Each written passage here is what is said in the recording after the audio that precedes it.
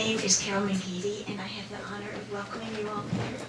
I'm the wife of Ifeanyi Kythe, who died almost 4 years ago, and now our family owns the store, me and my 4 children. So we love the place as much as he did, but he really loved this place. He thought it was sacred, and I'm sure he would welcome all of you with his open heart. I do, though, want to acknowledge these 2 amazing interns we've just had from Bennington. Star is one of them, but Lily had to leave to go back to Bennington for the weekend, so she had to leave just a few minutes ago. You missed seeing her. So we're very lucky to have interns every year from Bennington, and we don't have to pay them a thing. They just donate them to us. But we've really been fortunate this time to have 2 wonderful interns. And also, we have an amazing manager, James. And we have a wonderful reading tonight. I'm looking forward to it so much. So welcome to the poets and to the people who are listening. There's quite a few people listening.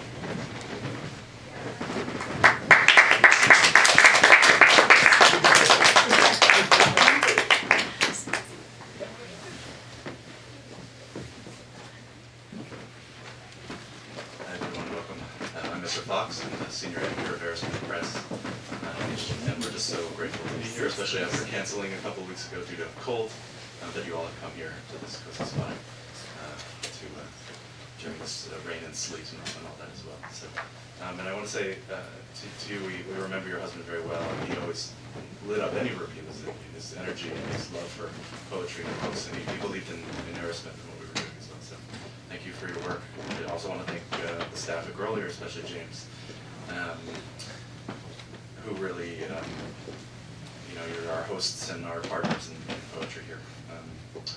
So if you learn more about the Grolier, if you don't know, it's hallowed to the walls.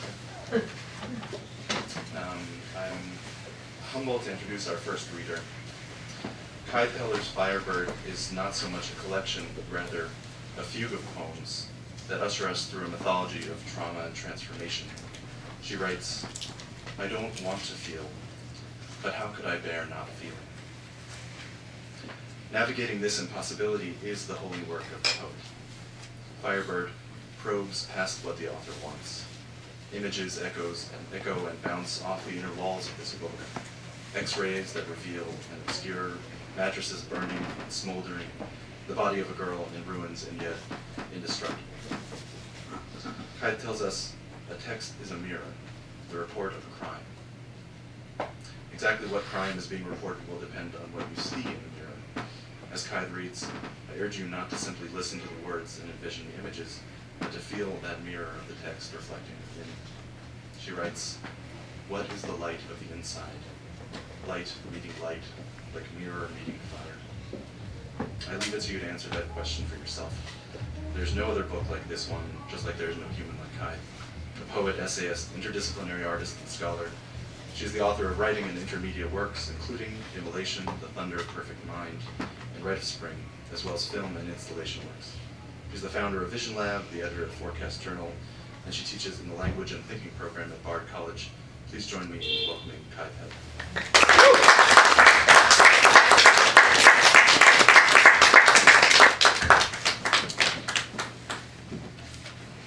I'm so humbled by that introduction. Thank you, Ezra. Yep. Many, many thanks to all of you for braving it out here tonight in the cold and the rain. I appreciate all of your efforts and the love for poetry.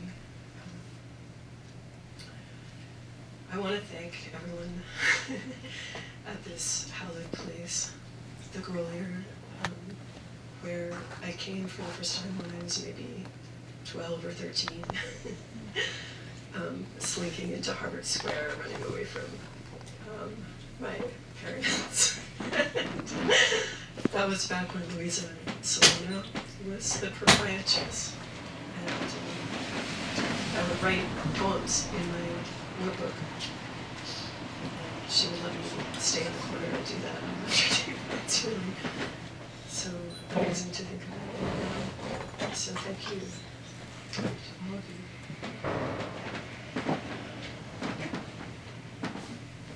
Tonight is also an incredibly special night. It's the one night in the year on which, in Islam, the Prophet Muhammad's Miraj is celebrated. That is actually tonight, and it's starting now. This is an especially fragrant and beautiful night on which the Prophet was born to heaven, actually on the back of Burak, who was this mythological creature who had the face of a woman, the body of a beast, and the tail of a lion, sort of a Pegasus-like figure. And Miraj means ascension, and the Prophet was raised up through the 7 heavens, meeting all kinds of angels with super saturated rainbow wings, and finally meeting God face to face, meeting Allah and having a kind of mystical union with Allah. That tonight is the commemoration of that night. So there are prayers all over the world, all night prayers, you know. I just wanted you to keep that in mind, because there's an impulse in this book, and which comes from the same kind of a source. This book begins with an anonymous Sufi poem, and it's actually about what happened to the Prophet before he was taken on Miraj. What happened was that angels came and stole his heart away. Angels came and did a kind of psychic surgery, removing his heart, cleansing it 3 times with the Zemzem well water, and bring it back inside. And that kind of purification was the precondition for this journey that he took on the back of this fabulous beast.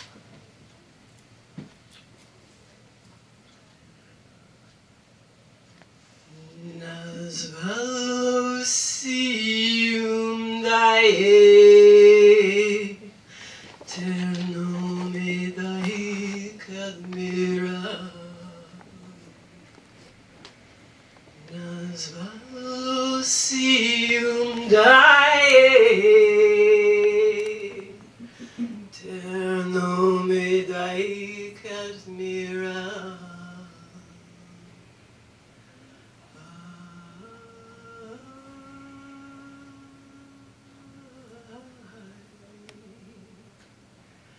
Ternome dae kadmira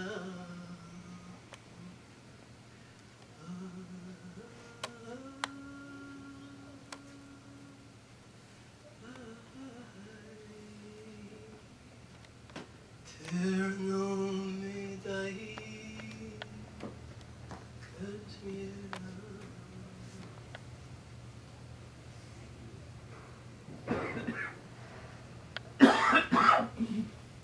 Death set me on the earth again, guilty of many crimes. In a previous life, my middle name, Letitia, Latin for happiness, was perceived as a cruel, spiteful joke. Life itself should have been enough, but she wanted more.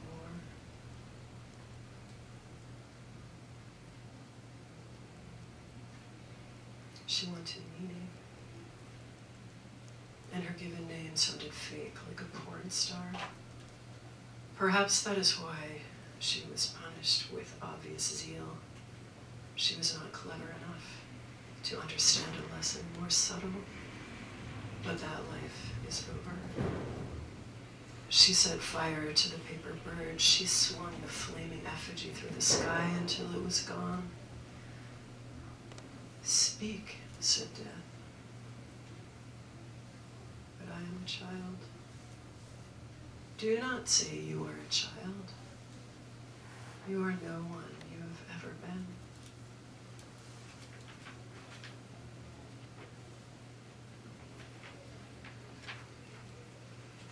There were things that had happened with fire before when I could not speak. I am not certain that fire is the correct word. The first was the burning that was inside the girl and completely separate from her on its own. The second thing was a flock of skeletons, flaming birds. She was frightened. There were fire marshals signaling. This is illegal, they said. With enormous effort, I prevented myself thinking the thing inside the match that wanted out. And then, because I had to, because the fire could not be prevented, I wrote this.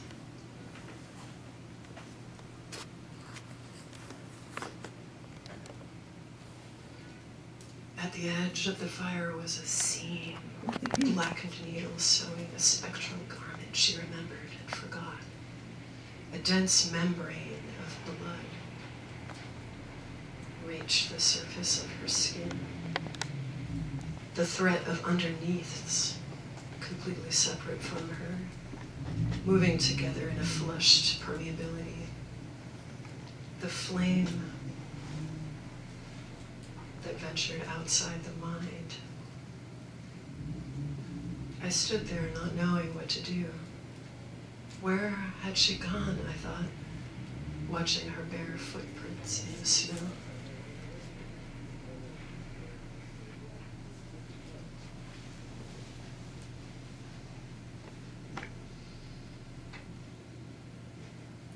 When I remembered the scene later in New York, the image of a cairn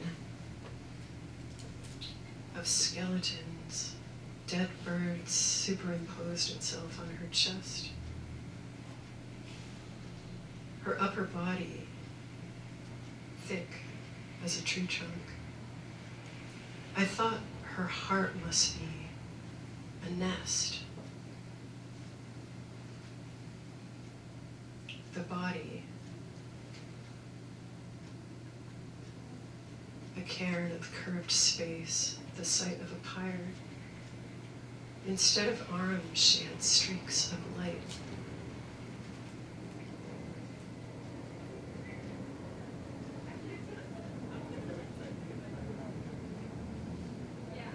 Nicola, odi pogori, pogori, odi pizza.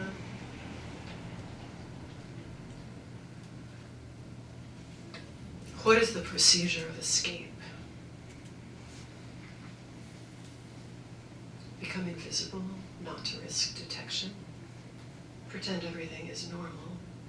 I was a girl buying a train ticket to visit someone in Boston, perhaps an aunt. No one knew the thing inside me that wanted out. Scritch. The body, a piece of sandpaper on the edge of the matchbook. The escape. How we are trained to pretend. It is only a match. It will not feed. I will not satisfy its hunger. I promise to kill it, as every insatiable thing must be killed in order to live. Wanting to be found, to burst into flame. Rise and eat. Rise and eat. Devour.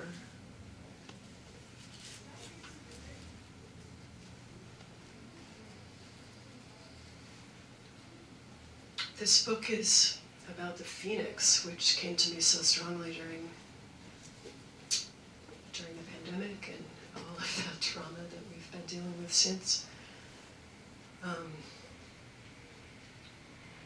The phoenix emerges in every culture around the world at moments when we need that transformation. We need everything that's been dead to emerge, to come back to life again. And the phoenix is this symbol that exists all around the world. The fenghuang in China, the firebird in Slavic countries, the phoenix. the Shahnameh in Iran. All these are different versions of the of this creature, this amazing flying creature that has the dignity to die completely intentionally after 500 years in order to be reborn, in order for something completely new and unknowable, something of total natality to come into birth and to give us a new way of life, a new being. And so I was thinking so much about that, and now about Ukraine and about Turkey and so many places where one's own death and rebirth in a psychic sense, which is a lot of what this book is about. It has this powerful way of conveying itself beyond a personal life. You know, we all have these various traumas and changes, but I think there's something so important about this symbol which anyone can take and make use of in their own life, in their own meaning, their own understanding, to think beyond the personal into the collective, and the possibility, this possibility of regeneration, of regenerative aliveness. So this book really ultimately is asking everyone who reads it to find that point of aliveness in themselves that can come back to life or be reborn, a flicker of a shadow of a flame. And and it's very much also written for burning girls. You know, there are burning girls throughout this book. Girls who, you know, if you know who you are, if you are one of them, or if you know one of them, you know what the burning is. And this book is like, I'm hoping to see them in places like, for people to find. How are you guys doing? Do you want to hear one more, or do you want to hear?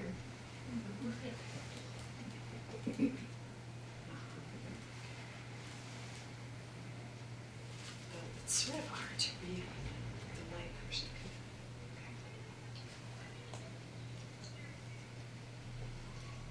She could douse it with a gallon of lighter fluid, light the match. If she could watch like this, always to watch, never to enter, never to feel the brightness catch and the fabric searing. Look how the mattress holds everything the body refuses to keep inside.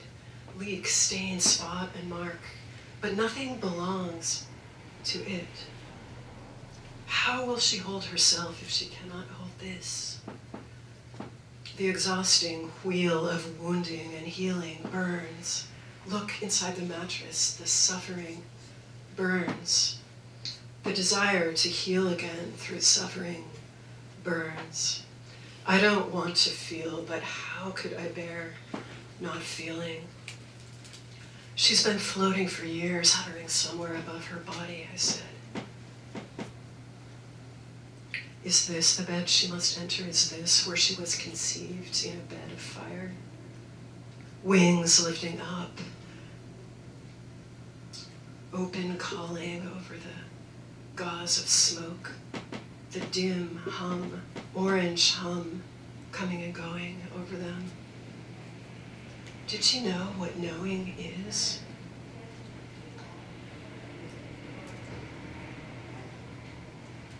As the bed burned from the outside in, flames licking the edges, breaking off in pieces on the sand. What was the blaze that burned through the outer husk of her, which seared into the mattress, into every fiber of tissue and flesh, to burn away what she was, what she meant to become?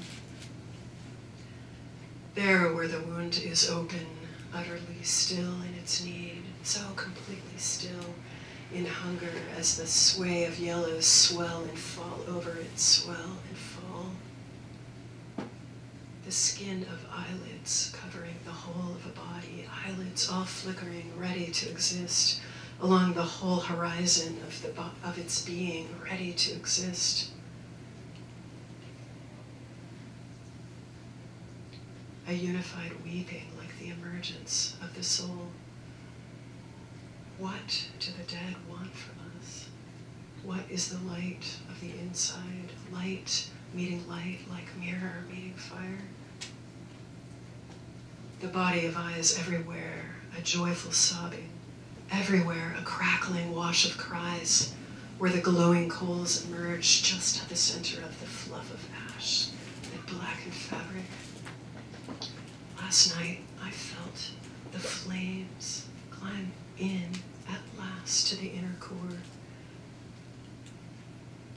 They found the wire mesh of the mattress twisted in its skeleton of light, its body of glowing cold in the black. Joy or anguish to be born in fire, in the elemental moment, to feel the flare, flames coursing over my bones, caressing every cell with light, until at last the fire bent down low over the rib cage and reached in. My shattered chest was coiled like wire. Heart melted down to a single pore. Then that heart melted into the form of liquid pearl, which wobbled, flowed over, and rolled drop by drop, to shatter into resplendences of grace, scattered as seeds of life and as light rays. Thank you so much.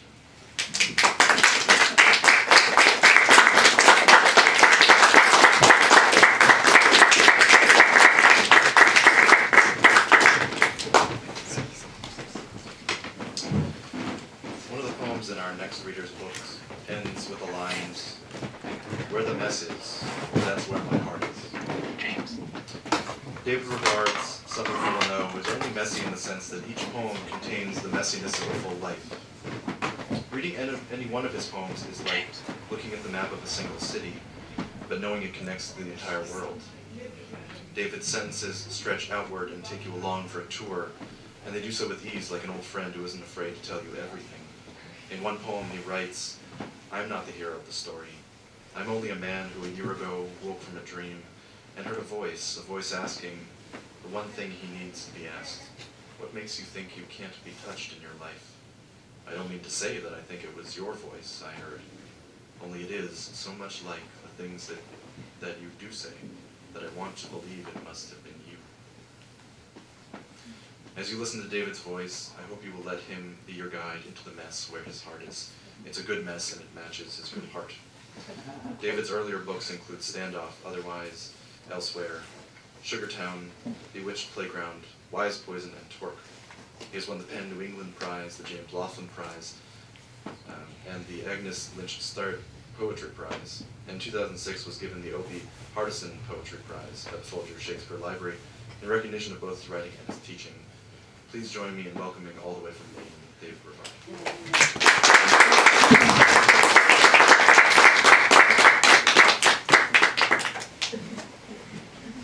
Well, thank you, Ezra, and Kythe, thank you so much for that. That's so beautiful. It's wonderful to hear you sing. Even when you weren't singing, you were singing. I'm terribly moved to be here tonight, actually, in this place. I started coming here when I was in my early 20s. I think it was around 1975, and I actually can remember the books that I bought on my first visit here. I bought Audrey Rich's Diving into the Wreck, Tom Lux's Memories, Hand Grenades, and maybe Bob Haas's Field Guide, which was his first book. Good choices. What? Good choices. I think so. And, you know, I haven't been here much in the last, I left Cambridge 5 or 6 years ago, and I've been back, I think, to the store only once, last spring, actually. the pandemic had something to do with that too. But it was so great just coming into the store and immediately seeing those pictures. That picture of Bob Creeley, the Elsa Dorfman picture of Bob Creeley and the dog. Just so fabulous. So thank you for coming tonight, and James and Carol, thank you for keeping this place alive. There's not much of the square left, I figure, So it's good to have this still beating strong. I'm going to read a poem about February, even though we're not having much of February, as it turns out. I think this is one of the earliest poems I wrote for this book. What is it? The Hinge. You changed titles so many times. I actually have. Can you guys hear okay? And I hope everyone at home can hear. The Hinge. February's basket case sunset. Fading embers when the fire grows cold. When it seems at last that you're likely to reap every cold-blooded and wicked thing you've ever sown at the proton level. But this is a twice-lived life. Once in the heart, then again in the brain, or vice versa. That's just how it is, how inevitably it just seems to be April one day. The platitudes of our discontent fading, our hoofprints in icy slush faded, our home county woolens dry cleaned and folded in Meme's cedar chest, the snow squalls no longer a roof to live beneath, all that schmutzfink in the gutters giving way to a warm drizzle. The mist gathers like mesmer around an accordion and violin. April, the hinge between feral winter and feral spring. The tart citron color of the willows, a yellowish green seeping through their long branches at the same steady rate as the rain coming down and stippling the puddles. Not an ounce of vanity to any of it. That's how it looks from here. Listen to me. It's like when a dolphin swims up to you and lets you touch its side. You have no idea.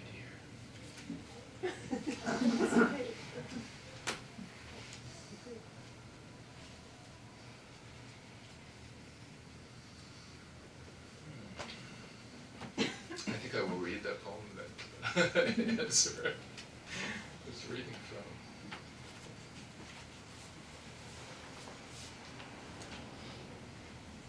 Oh, how long will it be that I get to feel this golden orb pinging in my heart? A sleepless 3 a.m. as right and as wrong as air, now that the bug spray mingles there with Bach. So much vibrato in the viola now, that the overwhelmed note has to hide in my head, bumping lightly against some thoughts, nudging one. You know how I'd like to lick the spot on your neck where you so often rub the scent I love? Well, maybe you don't. But if I were dying, yours would be the last face I would want at the end to see. The archer, elegant and serene in posture and stretch pants, who brings gifts both kind and painful when she reminds you you have a heart. In the dark, I had been trying for a while to get at it, what it meant when you wrote. Maybe I could be the hero of the story, however it went. I am not the hero of the story. I'm only a man who a year ago woke from a dream and heard a voice asking the one thing he needed to be asked. What makes you think you can't be touched in your life? I don't mean to say that I think it was your voice I heard. Only it is so much like the things you do say that I want to believe it must have been you.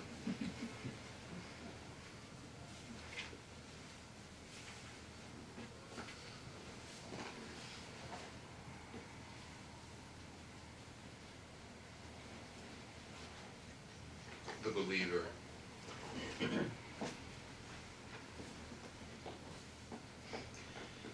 And so you make your approach. You make a beeline at the fairgrounds for a real attention getter. Something like a biker in baggy camo pants.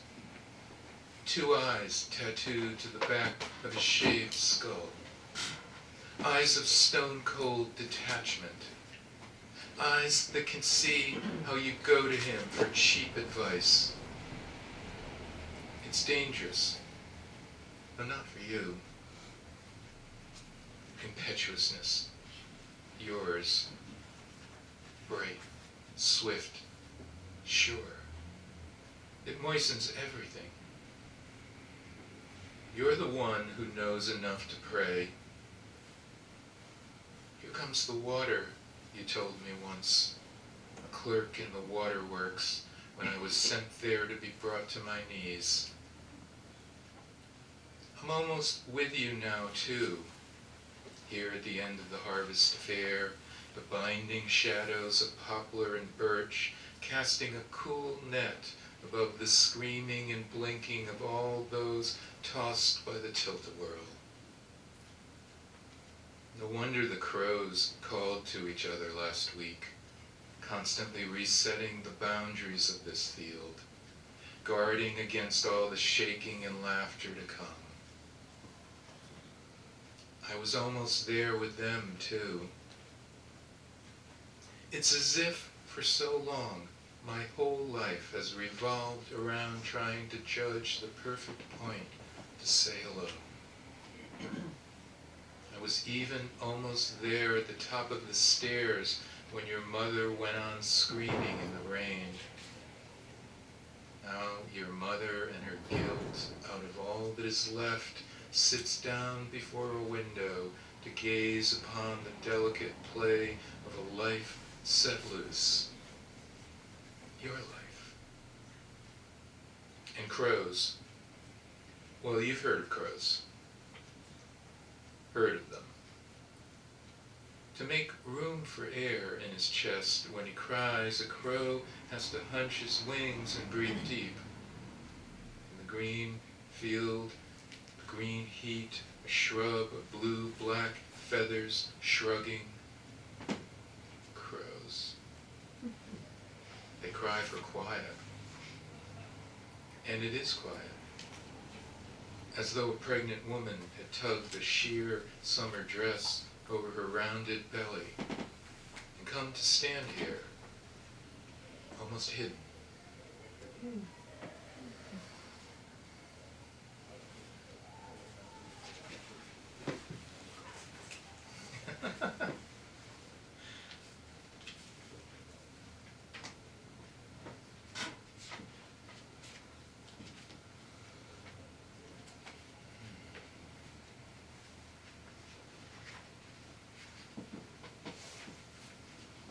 The wave.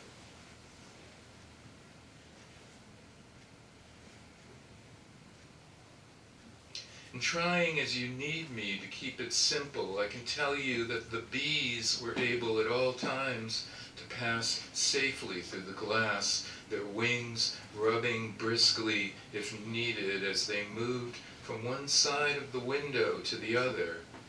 Though the store sold appliances, not honey, used refrigerators and stoves mostly, so it was odd to begin with, that hive. And in any case, no one could recall anymore why the grandfather, long dead, had installed it in the storefront when he'd opened for business. Its combs dark as cribs, alive with swarm, dark wax, and the darker honey dotted by vast, tilted galaxies of pollen. A tunnel connected a hole cut in the glass to the hive, a tube of transparent plastic, 3 or 4 inches in diameter, big enough that the bees could pass as they wished. Touch your fingers to that window, and in its vibrations you could feel a warmth flowing slowly up your arm, and as if within hearing distance of your breathing just then, often enough it seemed a bee would emerge from the tunnel by itself, a completeness of one, hovering, testing the air. And after a while, as you stood there, it'd feel like watching a woman as she steps into lapping waves. Low tide, the labyrinth of granite slabs she'd navigated through the tide pools behind her now. Open sand beneath her feet. The ocean, a part of her day, she walks into cold water in an old aquamarine two-piece, guided by something invisible to clarity itself, some part of her secret self. It feels good to have the ocean in her hair, restoring.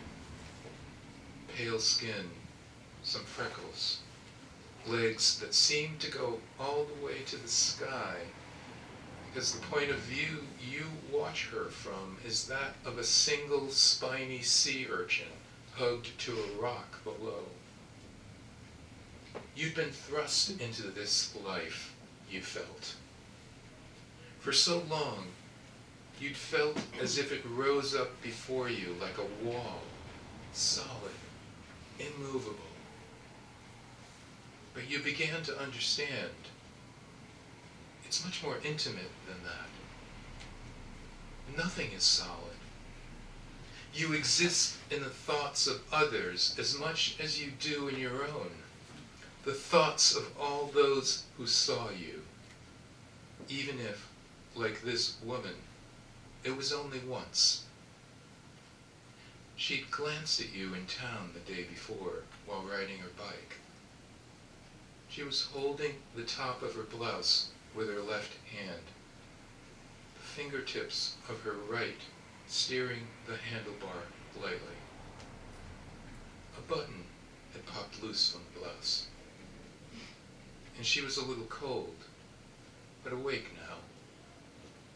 Salt of a wave on her lip. Trust me. The wave is not the water. The water only tells us that the wave is going by. I'll read one more.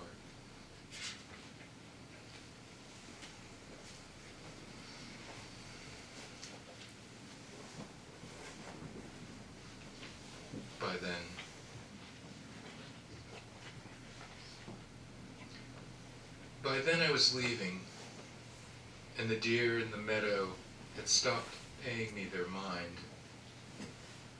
I was alone, as I'd always been, but twice as deep for knowing it now.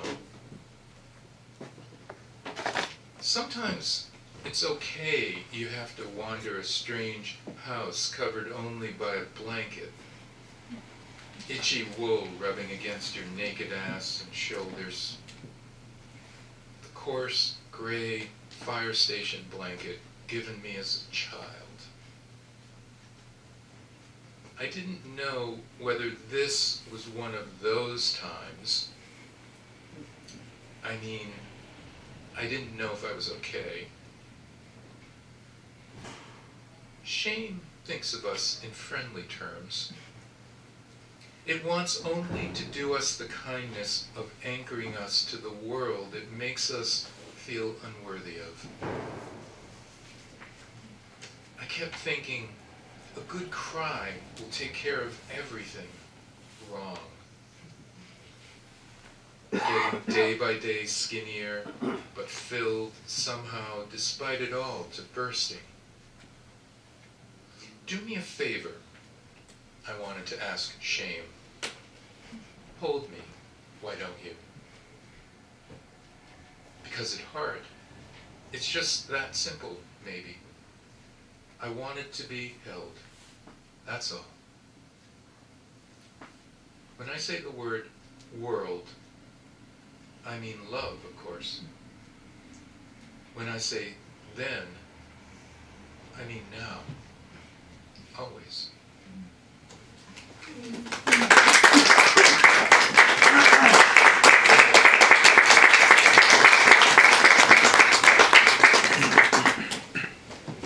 Thanks so much, David.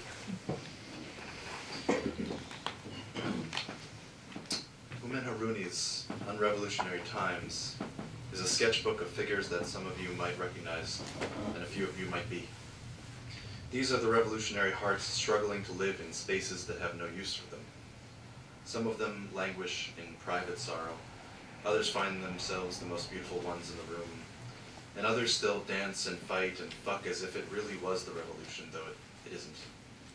But these figures don't just spin their wheels, they can't help but move everything around them. Of one he writes, "Who doesn't know that giving is a lapse in a long cold stare?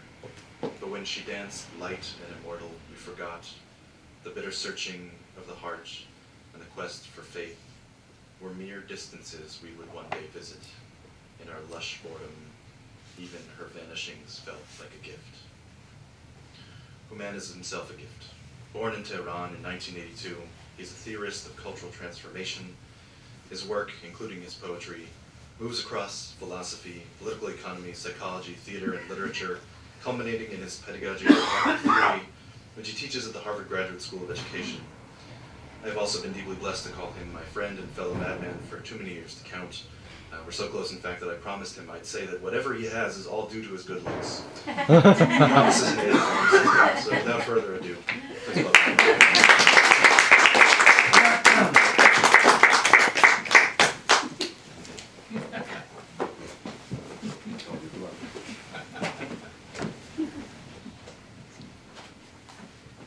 I'm always glad that you maintain your commitment to truth.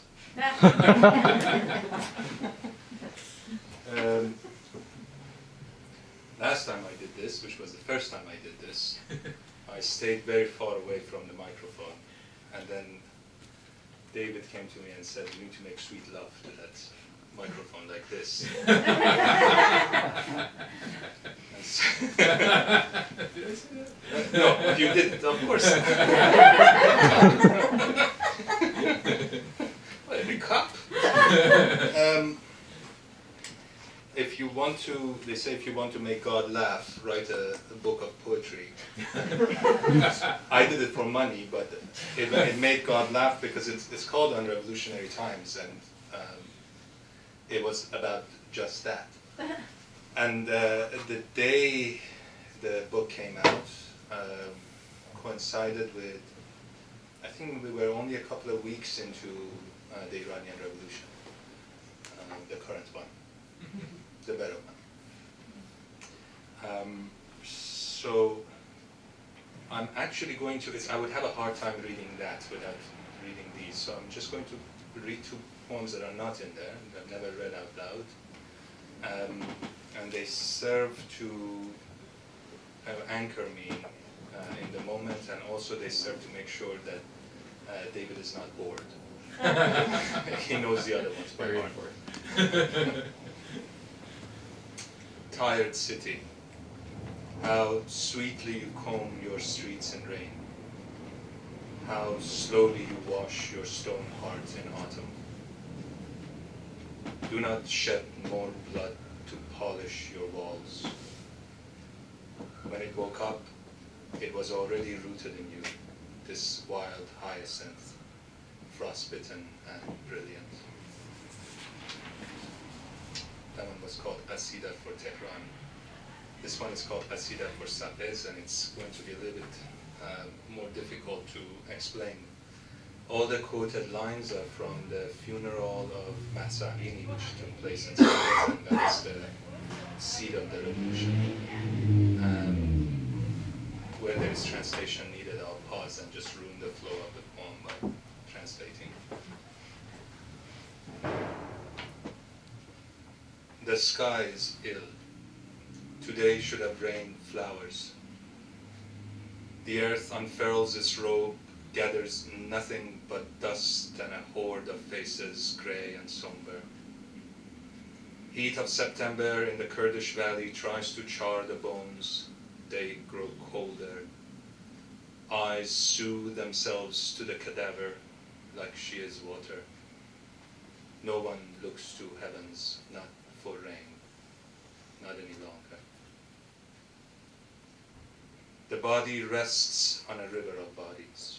The current surges in quiet anger. But in that black center, they wear black, and the body is shrouded in black at first. But in that black center, the immense wailing of a single voice, the nails gashing the face, an unbearable sound growing louder. Someone holds her arm. Mother, mother, mother, sentence without end. Who can console her? She herself completes it all with a shriek. I have no daughter. Her body is forever still. The crowd shudders. Just a few thousand. What can so few hands gather against those whose God is murder? On a hidden roof, a gun is already cocked. They gather the emptiness, fists into the air, magbar, magbar, death to. The fists rise higher, magbar, magbar. I wish my arms would shoot out of the shoulder. They have stood here before. She's not the first, even if in innocence she looks like Eve's daughter, the first unnamed sister. All this shouting amounts to a whimper. Were we born on earth to become mourners? Cease the slogans, powerless to arrest the fall of despair. The river of bodies has reached the abyss. Lay her inside, altar. By the graveside, only the sound of a few sparrows. Do they summon winter? And the words, the wails of the woman, Gina, wake up, people have come to see you, my daughter, breath of my breath, my broken flower. She crushes a rose in her hand, scatters dust on her hair. Who can console the distant? All that was close has receded farther. We will not surrender, we will not bow our heads. Who is speaking? Her uncle? Her father? He is the one they had to carry, back broken, his feet furrowed the earth where they dragged him. Do not abandon us. Don't let them harm us. Voices multiply, strangers, neighbors. Don't be afraid, don't be afraid, they answer.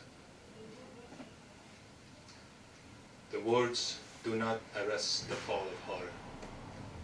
They know what he means better than their own hearts. But in that silence, an old man's murmur. Tehran has forced a veil on trees. It has made of life a sepulchre. The words of Shirkuh. His name meant courage. He who speaks them is the grandfather. The trembling voice raises in the poet's words a mountain of danger.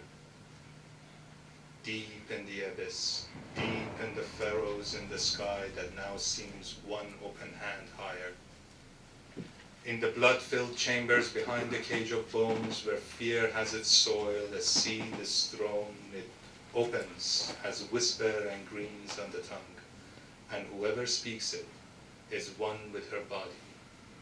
Cannons, tanks, machine guns have no more power. Tell my mother she has no son. She has no daughter.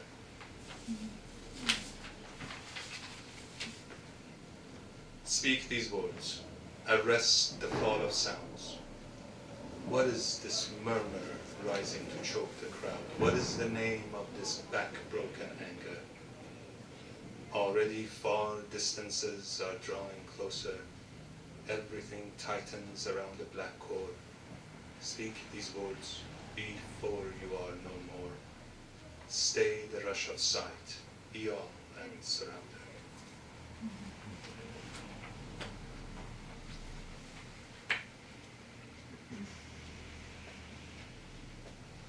And now to bear the good news, the revolution is not coming to the United States. Everything is safe. Poetry readings will continue as before, and poets will not go to jail for reading what I read. Jobs are safe. Coffee shops will stay open.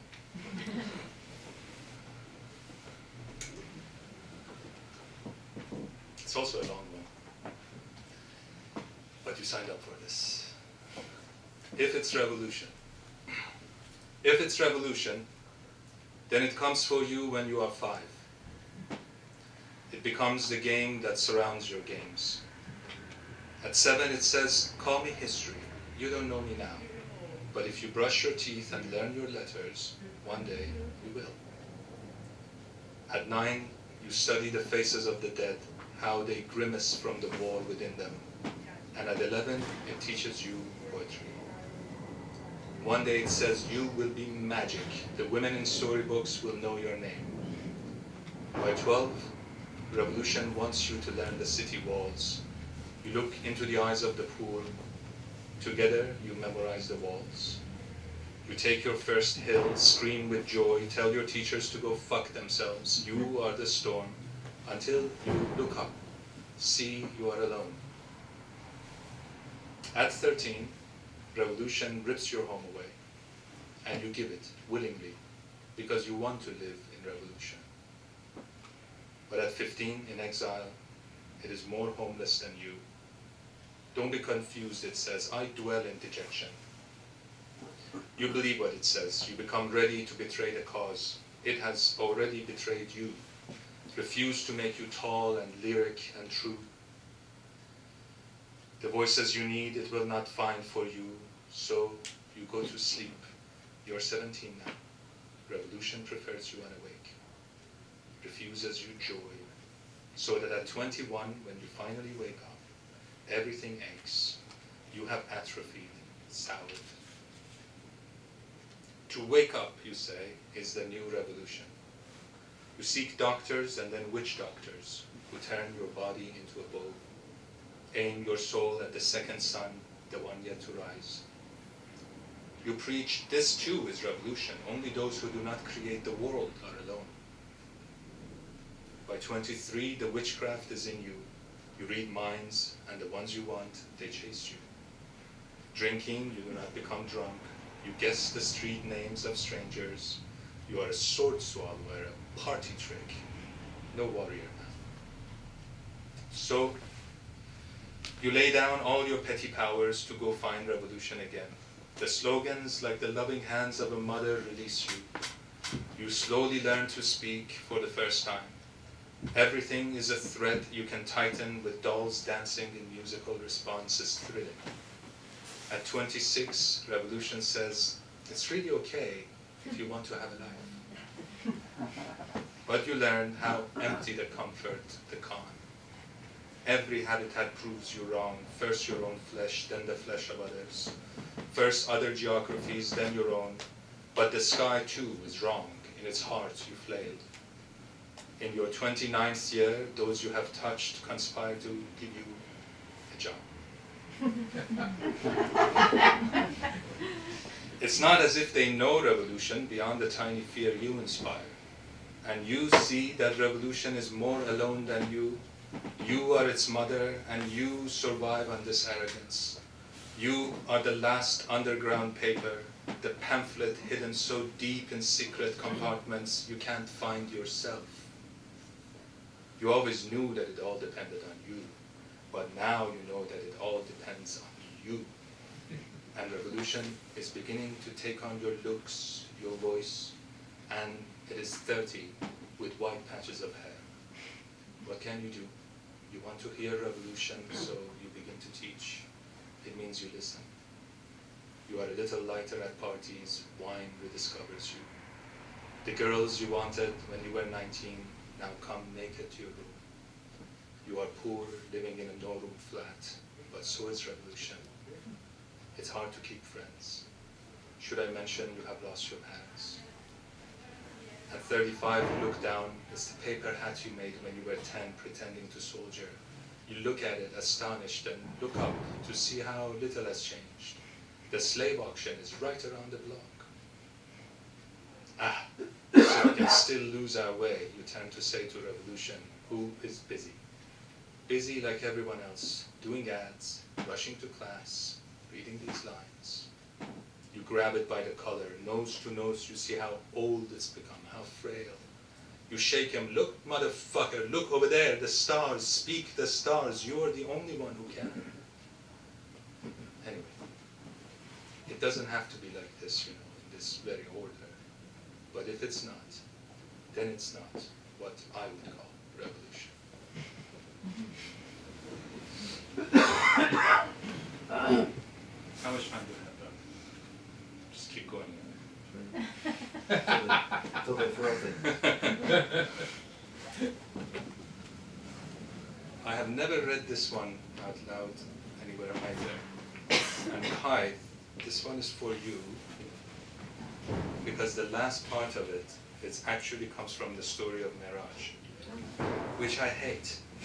And as you were talking about it, I thought, oh no, not that story again. And then I realized that I had put it directly into my own poem, with a lot of love, actually. And it's the last image. You will miss it if you blink. When the prophet was taking off,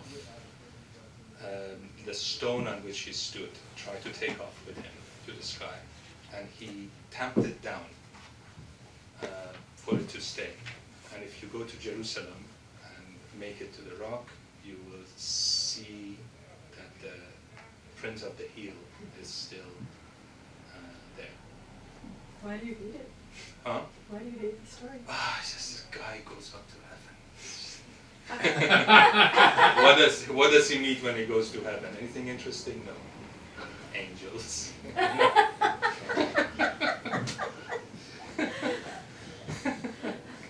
But there's, when you look at it very closely, you understand that there's suffering in it, and so it's worth a shot. The hostess. This is one of those figures that Ezra was talking about. While you tend your house, no flowers will grow from the hardwood lines of your floor.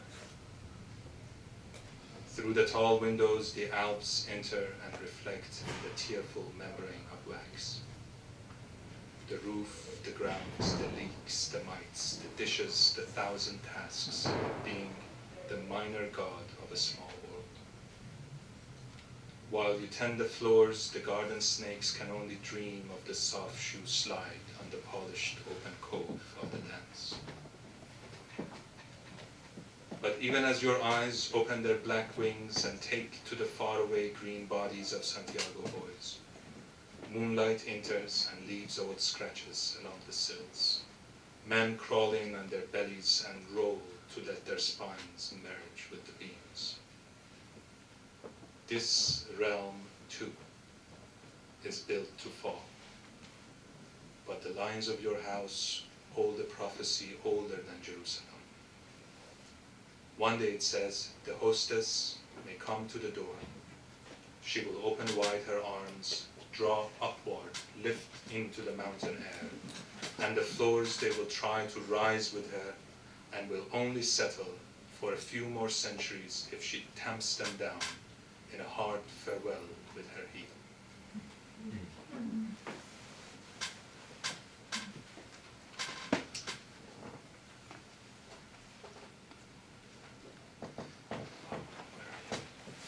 My lover hates this one, and it's her fault because I couldn't have written it at all without her influence. it takes off from a poem from the Iranian poet Khosrow Golsorghi, who died in the 70s. He was executed, and was a great influence on my father, whose blood runs through this. And he has a poem that says, "I'm firewood, my good brother. Break me, burn me, for the cold hearth of your house, cold oven of your house." Very revolutionary communist poem. It's called The Friend. If I could only furrow the ocean, if I could only plant these lines in the hollow of its wounded waves, if only. Drown me, my sweet brother, it's time. If I were a painted thing on a wall, if I could only be the same constant offering until erasure, if only. Hang me, my sweet brother, it's time. To be an armor, the plow they beat into a sword, if only I could be the dust you throw in the eyes of a foe, if only. Draw me, my sweet brother, it's time.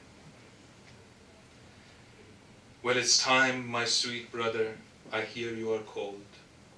If only I were firewood, I would flare hotter than rage in a poor father, if only. Burn me, my sweet brother, it's time. If only I only could, only if I could, only I could, only if I could, brother, if it's time. One last one.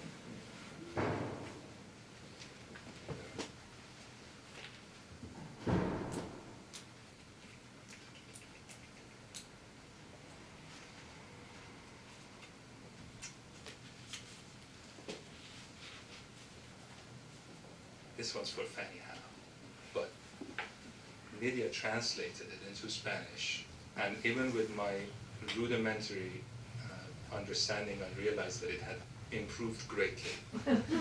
So if you want a masterpiece of a book, all you have to do is ask me and I'll give you the translation rights for the whole thing. You just work it from beginning to end in whatever language. It's called The Dervish. The postures I held for long breaths by the flow of the Ganges, I did not hold to achieve light. I held no star in sight as I turned my body into a bow. If I prayed in my small American flat, where every surface eyed my lips with contempt, I did not pray for justice, but for this stranger's voice to be drained from me. The art of war, the way of the monk, all the pillars of wisdom lie submerged in the brittle cold of time. And the current pulls their last remnants into the small enclosure of one last impatient soul. These profane lines I carve into the walls of your city did not dare hope to deepen your love, but only to lessen the distance between one name and another. In this way, the dervish has honored the mistakes of his life. Thank you.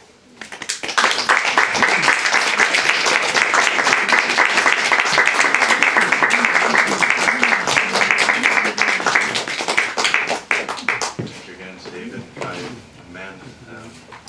I also just want to recognize Oscar Nolicek, the publisher of Arrowsmith, for letting me be here. We have put together a really wonderful upcoming season, including 4 very important books on Ukraine, a bilingual edition of Helena Kruk's work, Lyudmila Khersonska, an anthology edited by Ilya Kaminsky and Carolyn Forchet with many, many current poets working in the war and of the war, a book of drawings by Hanna Melichuk, which is going to be a fundraiser, and in addition to all that, a novel by Richard Carney and poems by Sherrod Santos. So please look out for those books. I hope you will support Grolier and continue to support them in the important work that they do. Thank you all so much for coming out here and enjoying it.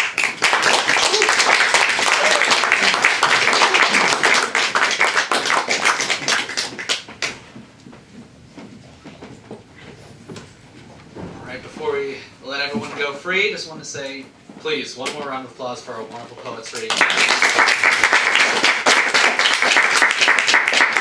It's truly great to hear all of you guys and the wide variety, talent, and just absolute quality work that we could hear. We have books for sale from everyone up front. Feel free to come and purchase and browse the store. Before you leave, please set your chairs along the side. And is that everything, James? And that's everything. Thank you guys so much for coming.